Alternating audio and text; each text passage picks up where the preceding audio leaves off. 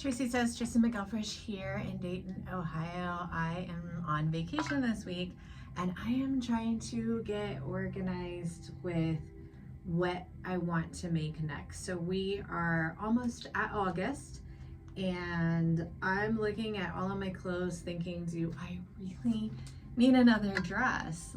I just keep buying fabric and people keep giving it to me, which is wonderful.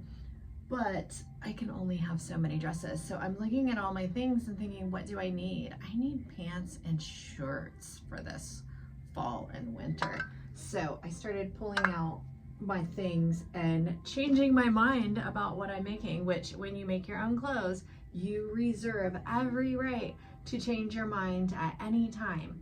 So I pulled out my fabric and I started looking. I bought this for Jeffrey. It said it was cotton. It is double gauze and we cannot make him shorts out of it. So it is my colors though. So a nice little 1960s shirt I think would be acceptable. And then I have a few things I could wear that shirt with already.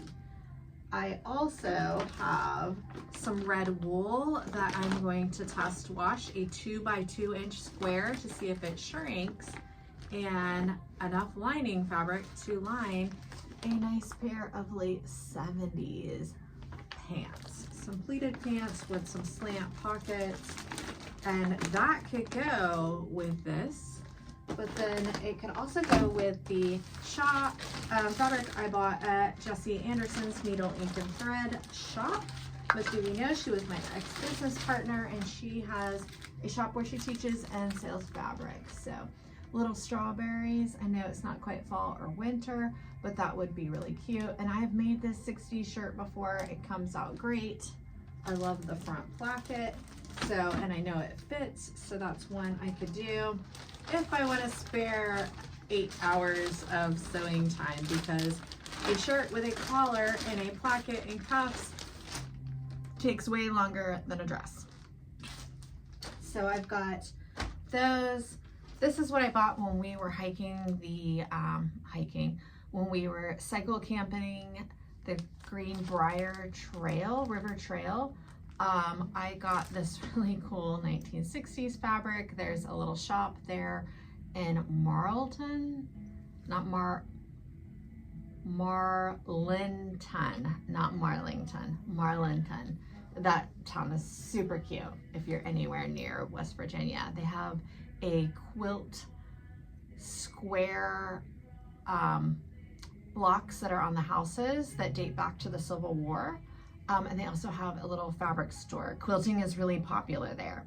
So I got this and I thought I could do underlining some hippie pants in white so that they're a little bit more stable and thicker.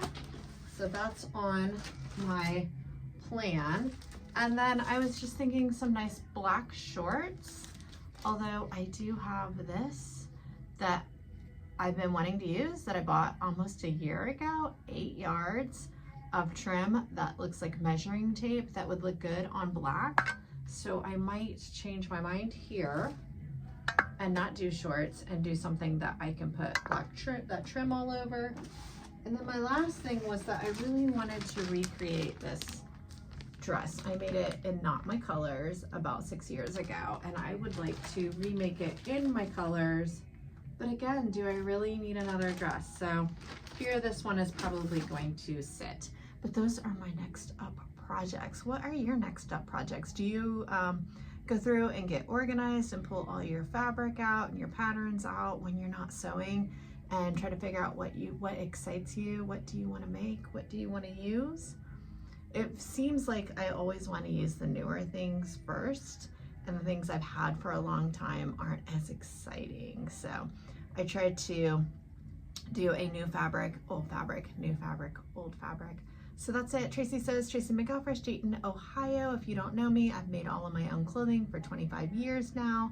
I have a studio that I do alterations for the public. I have a full client list right now though, so I'm not taking on any new clients at this time because I have way too much work and I'm not able to do the fun stuff. So Tracy McElfresh. Oh, I run a meetup group Dayton Garment Designer Meetup. We do fabric swaps and all kinds of other fun things. We're on Facebook, Dayton Garment Designer Meetup. If you're local, that's it. Tracy says, Tracy McElfresh, bye.